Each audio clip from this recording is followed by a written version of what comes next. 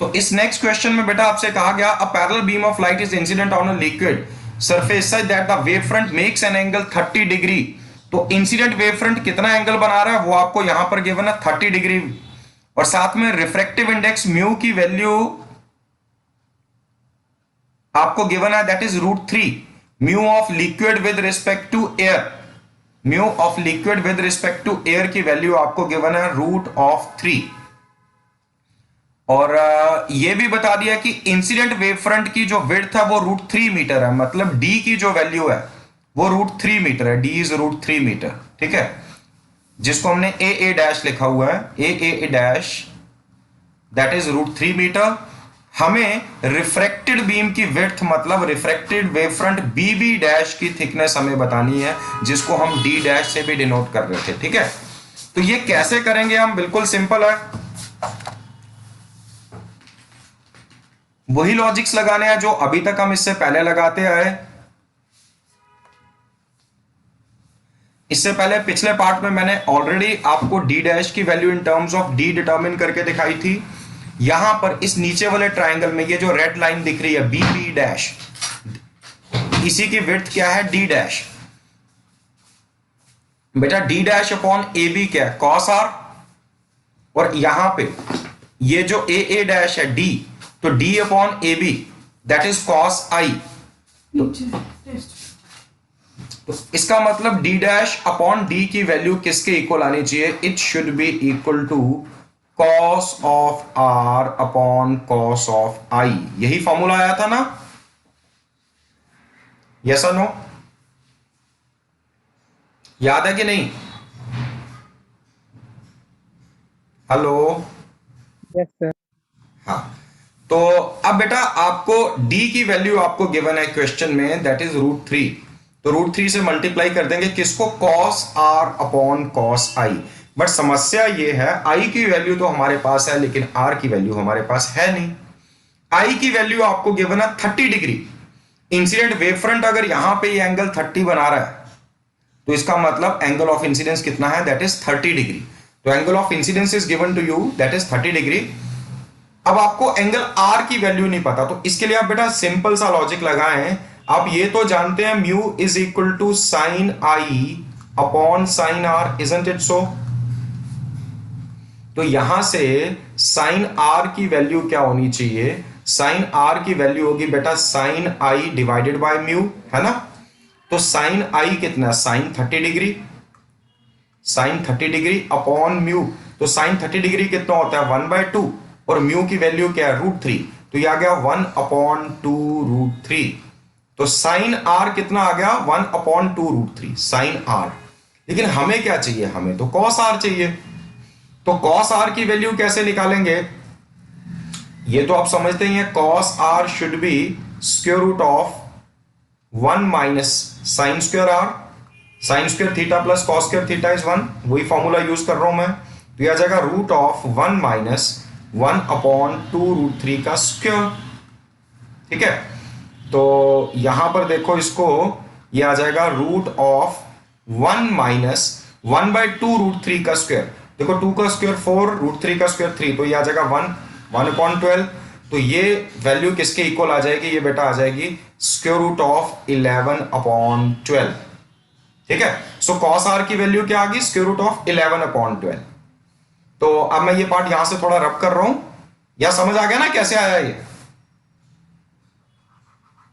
Yes sir. ठीक है, तो बेटा cos r की वैल्यू जब आपके पास आ गई √11/12, हालांकि 12 को हम 2√3 भी लिख सकते हैं, 12 can also be written as 2√3।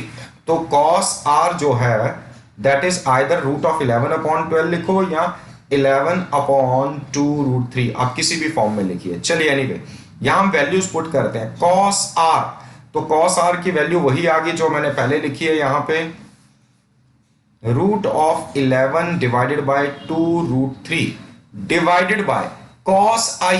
अब बेटा i की वैल्यू तो क्वेश्चन में गिवन है दैट इज 30 डिग्री, और आप जानते हैं cos 30 कितना होता है, √3/2, तो ये आ गया √3/2। ये 2 कैंसिल आउट हो गया, तो अब आपके पास बचा √11/√3 इंटू √3। तो √3 इंटू √3 कितना होगा 3, तो √11/3, तो ये क्या आ गया d डैश अपॉन डी। तो इसका मतलब क्या हो गया, जो d डैश है, d dash should be equal to √11/3 times d।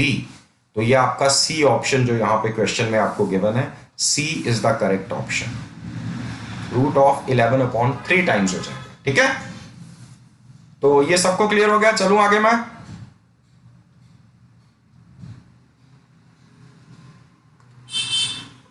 Yes, Yes, sir. sir.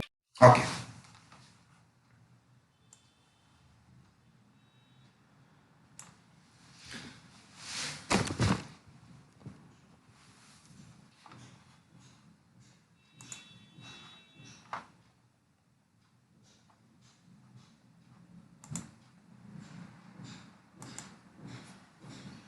हाँ बेटा, अब जल्दी से मुझे बताना इसमें कौन सा क्वेश्चन आपका इस शीट में।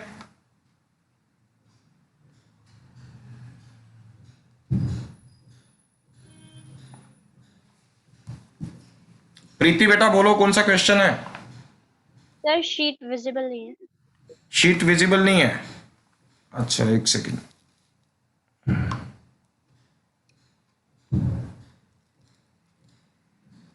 इसमें है आपका 19, 24 एंड 35।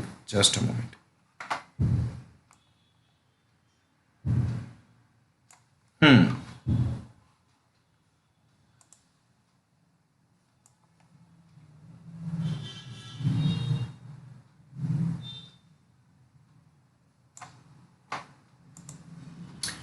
तो बेटा एक ये क्वेश्चन आपका, हालांकि कोई फर्क नहीं पड़ता, ये थोड़ा सा आपके सिलेबस से बाहर है।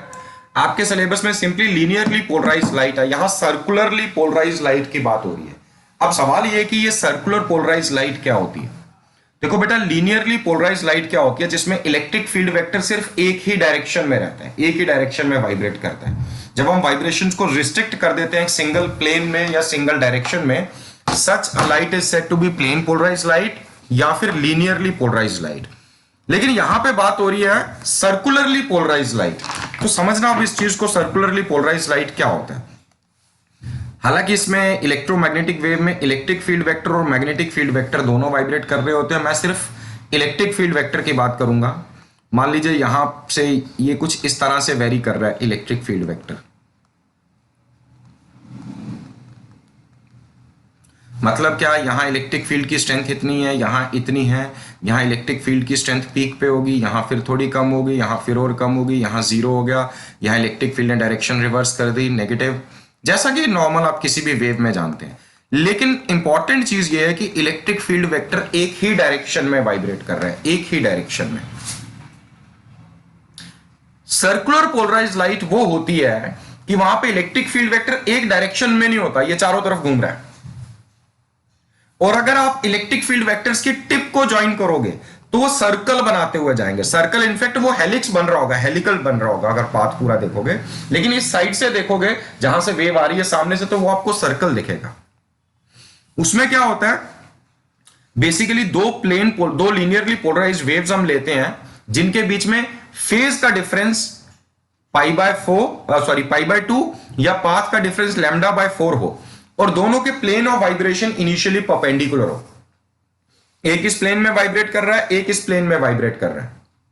फिर उन दोनों को जब हम सुपर इंपोज कराते हैं तो हमें, मतलब जैसे यहीं पे अगर मैं डायग्राम में आपको दिखाऊं, लेट अस से ये एक्स डायरेक्शन में वाइब्रेट कर रहा है इलेक्ट्रिक फील्ड वेक्टर, तो दूसरी वेव में हम ऐसी इक्वेशन ऐसा लेंगे जिसमें ये वाइब्रेट तो वाई डायरेक्शन में करेगा, बट इसमें λ/4 का पाथ डिफरेंस होगा। मतलब जहां ये जीरो है, इसकी वैल्यू यहां पीक पे होगी,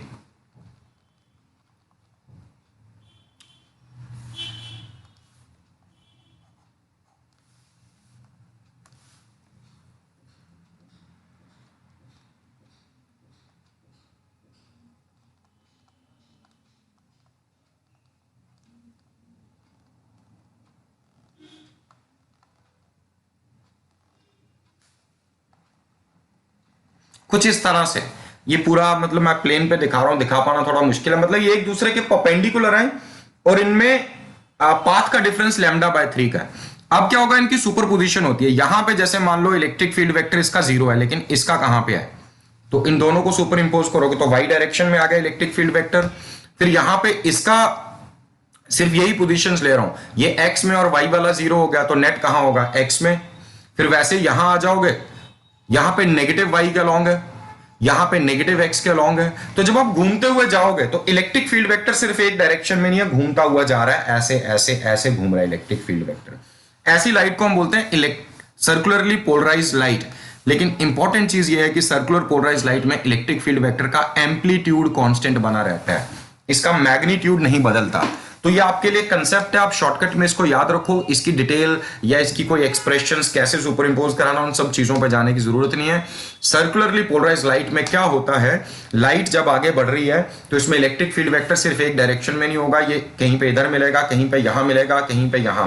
तो इनकी टिप्स को अगर आप ज्वाइन करोगे तो ये सर्कुलर ट्रेजेक्टरी बना रही होगी, तो उसको हम बोलते हैं सर्कुलरली पोलराइज्ड लाइट। तो इसके केस में आंसर आना चाहिए part A. Is it clear? Yes, sir. ठीक है, तो उसके बाद है आपका क्वेश्चन नंबर 24।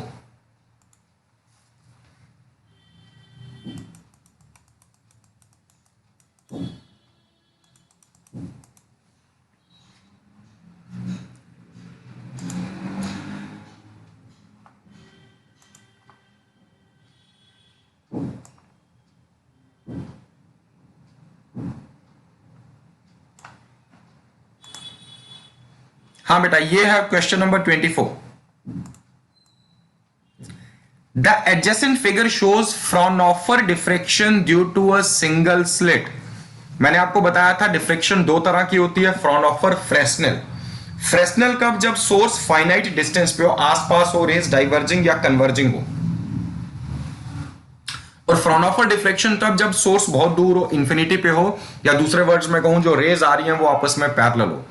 तो जो हमने डिफ्लेक्शन स्टडी की, हमने फ्राउनहोफर ही स्टडी की थी। हालांकि हमारा सोर्स तो पास था, लेकिन हमने बीच में एक लेंस यूज करके रेस को, बीम को पैरेलल बना दिया था, तो हमने फ्राउनहोफर डिफ्लेक्शन ही स्टडी की थी। अब जरा थोड़ा सा याद करो, मैंने वहां पे कुछ कंडीशंस आपको बताई थी। जनरली इंटरफेरेंस की कंडीशंस को थोड़ा सा बाहर से पहली नजर में देखने में वो थोड़ी अलग दिखती थी। वो कंडीशंस किसकी टर्म्स में, अगर मैं पाथ डिफरेंस की टर्म्स में बात करूं, पाथ डिफरेंस 0, λ/2, 1 लैम्डा, 1.5 लैम्डा या 3 λ/2, 2 लैम्डा, 5 λ/2। ठीक है, अगर तो आप इंटरफेरेंस एक्सपेरिमेंट पढ़ रहे थे तो आपने ये पढ़ा था इंटरफेरेंस में कि जहां जहां पाथ डिफरेंस 0 होगा वहां ब्राइट बैंड मिलेगा, जहां लैम्डा होगा वहां ब्राइट बैंड मिलेगा, जहां 2 लैम्डा होगा वहां ब्राइट बैंड मिलेगा। और जहां जहां पाथ डिफरेंस λ/2 है वहां डार्क बैंड, जहां 3 λ/2 वहां डार्क बैंड, जहां 5 ऑड मल्टीपल्स ऑफ λ/2 वहां डार्क बैंड मिलेगा। फिर मैंने इससे पहले कि पूरा इंटरफेरेंस एक्सपेरिमेंट आपको डिटेल में समझाता, पहले वीडियो में मैंने डिफ्रेक्शन में कुछ चीजें बस कंपैरिजन बताया था, इंटरफेरेंस और डिफ्रेक्शन पैटर्न का। स्क्रीन पे किस किस पोजीशन पे मैक्सिमम मिलेंगे, किस किस पोजीशन पे मिनिमम मिलेंगे। तो वहीं पे कुछ हमें थोड़ा सा कॉन्ट्रास्ट देखने को मिला था एक चीज का, कि स्क्रीन के सेंटर पे तो ब्राइट बैंड मिलना ही मिलना है हमें, no doubts about it. Screen के सेंटर पे तो ब्राइट होता ही होता है, इसको छोड़ दे, अगर पहले वाले को मैं छोड़ दूं तो जिस जिस पोजीशन पे आपको ब्राइट बैंड मिल रहे थे ना, अब उस पोजीशन पे आपको डार्क बैंड मिलने शुरू हो जाएंगे। पहले वाले को छोड़ दो, यहां जहां पाथ डिफरेंस 1 लैम्डा था वहां फर्स्ट सेकेंडरी मिनिमा, जहां पाथ डिफरेंस 2 लैम्डा था वहां second secondary minima, second dark band. और कैसे, याद करो मैंने ये बताया था, ये दो वेव्स हैं, अगर यहां आके मीट कर रही हैं, अगर इन दोनों वेव्स के बीच में, ये वाला डिस्टेंस नहीं, मतलब इनकी पाथ लेंथ का, ये पहली वेव और लास्ट वाली वेव के बीच में अगर लैम्डा का पाथ डिफरेंस है तो आप इसको दो हिस्सों में तोड़ सकते हैं। दोनों हिस्सों का आपस में पाथ डिफरेंस कितना होगा, λ/2।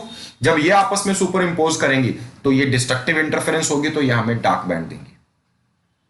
अगर वेव 1 और लास्ट वाली वेव के बीच में 2 लैम्डा का पाथ डिफरेंस है तो आप पूरे वेव फ्रंट को 4 हिस्सों में तोड़िए, 4 पार्ट्स में। पहले दो का आपस में λ/2, अगले दो का आपस में λ/2, चारों का पाथ डिफरेंस किन्हीं दो कॉन्जिक्यूटिव के बीच में कितना आ रहा होगा, λ/2। तो जब चारों को सम अप करोगे फिर से वहां पे डिस्ट्रक्टिव इंटरफेरेंस मिलेगी। ठीक है, तो डार्क बैंड मिलेगा। तो यहां ब्राइट बैंड कहां कहां मिलते थे, यहां ब्राइट बैंड सेंटर पे तो मिलता ही था, जिसको हम सेंट्रल मैक्सिमा नाम देते थे, सेंट्रल मैक्सिमा। और ये यहां तक एक्सटेंड करता था 1 लैम्डा तक।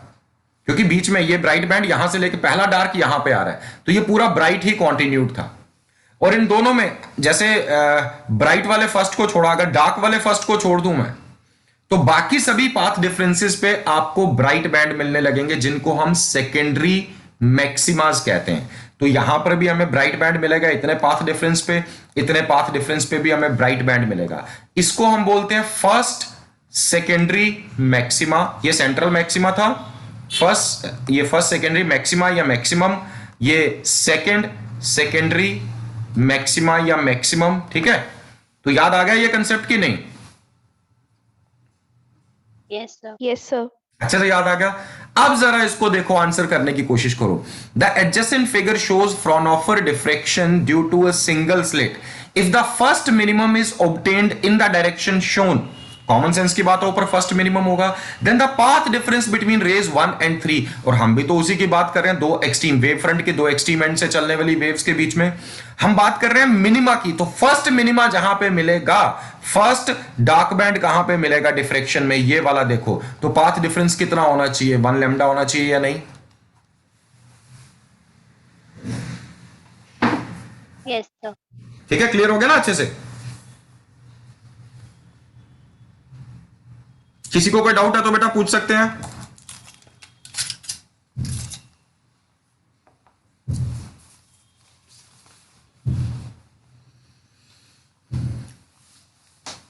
पार्टिसिपेट किया करो क्लास में। It's a meeting, it's not just a lecture. Lecture तो मैंने रिकॉर्ड किए हुए हैं, जितना पार्टिसिपेट करोगे बेटा उतना आपको फायदा होगा। 35, 19, 24। ओके बेटा, ओके ओके, ठीक है। तो चलिए जरा नेक्स्ट देखते हैं। 35, अब आ गया question number 35।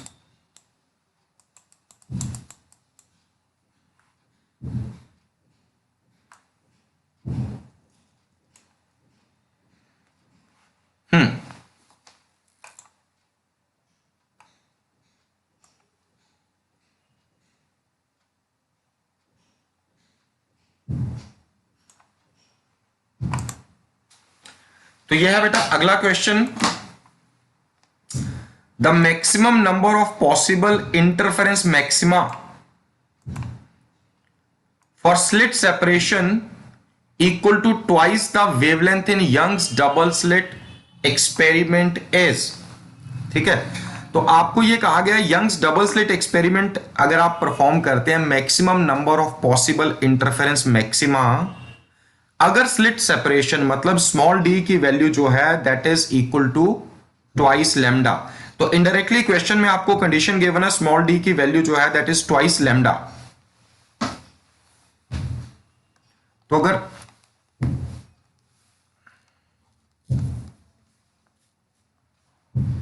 Small d is equal to twice lambda,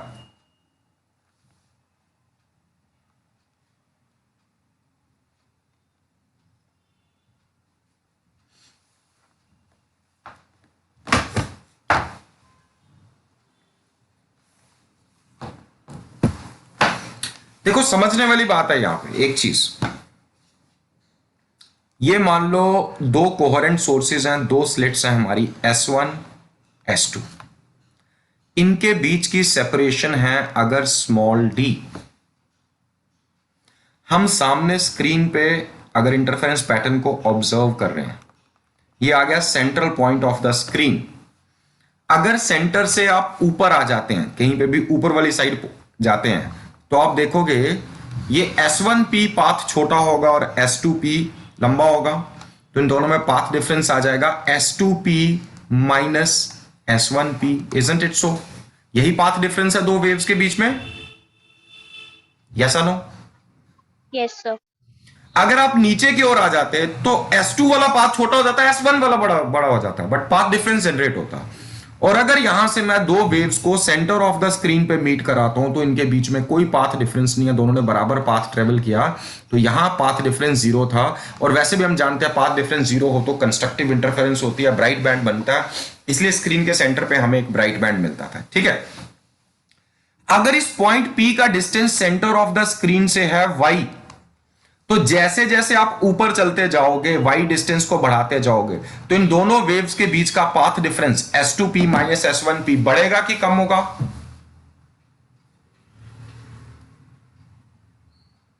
बेटा बढ़ेगा कि कम होगा, ये बताओ।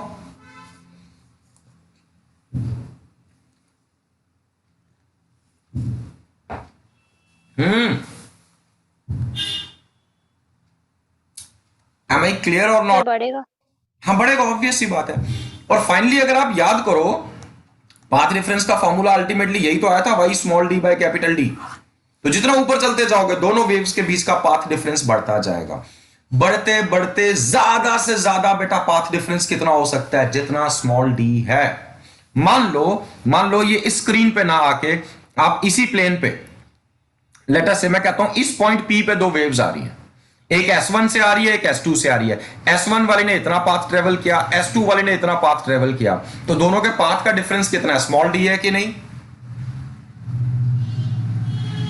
यस और नो? Yes, sir. तो ज्यादा से ज्यादा पाथ डिफरेंस तो उतना ही हो सकता है जितनी स्लिट सेपरेशन है। मतलब ये हो गया कि ये दो स्लिट्स हैं, ये बहुत करीब है हमारी S1 S2। मतलब ये हो गया स्क्रीन के ऊपर बहुत दूर जाके ऊपर आपने कोई एक पॉइंट लिया, ये बहुत दूर ऊपर, इतनी ऊपर चले गए।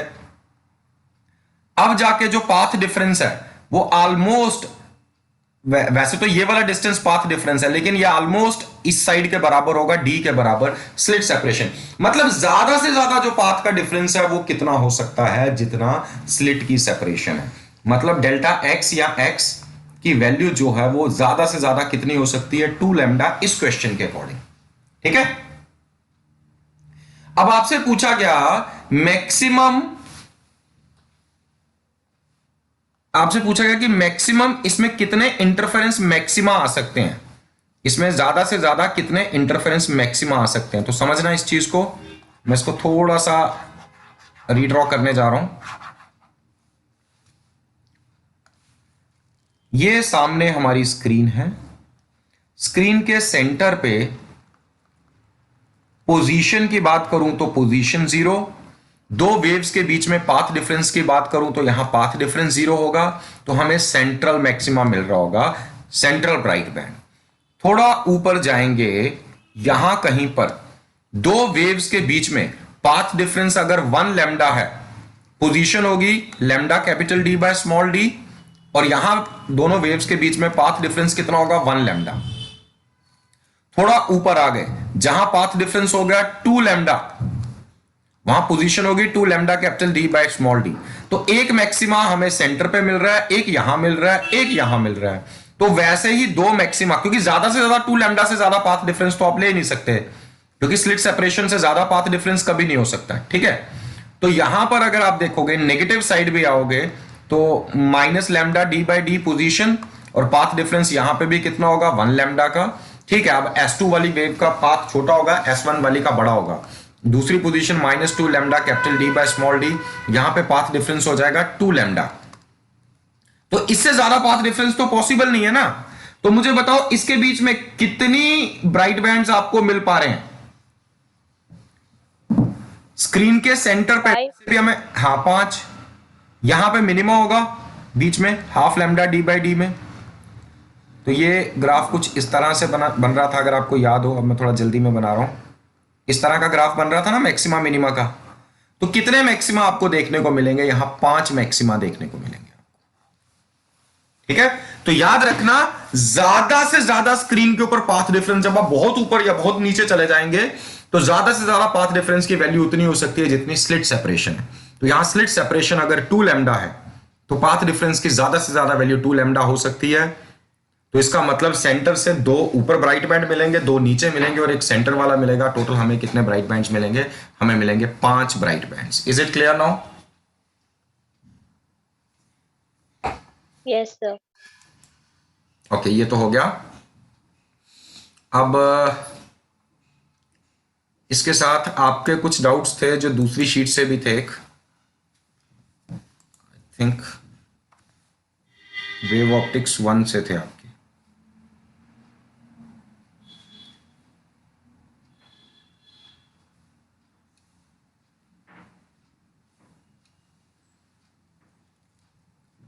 Question number 10 and question number 24। Yes, question number 10 में ये डाउट सुमित रैना का भी था।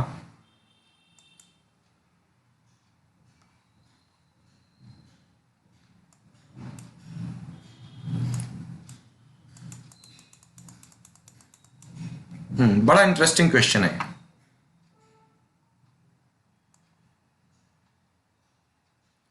यहां पर मैटर करेगा आपके 11th का भी एक छोटा सा कंसेप्ट इसमें इस्तेमाल होगा।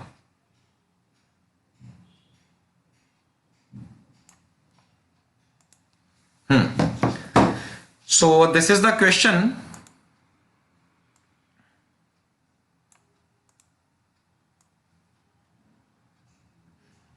In the given diagram, CP represents a wave front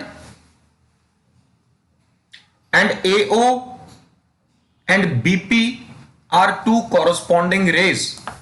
Find the condition on theta for constructive interference at P between rays BP and reflected ray OP. अच्छा, मैंने इसके ऑप्शंस पिक ही नहीं किए, एक मिनट।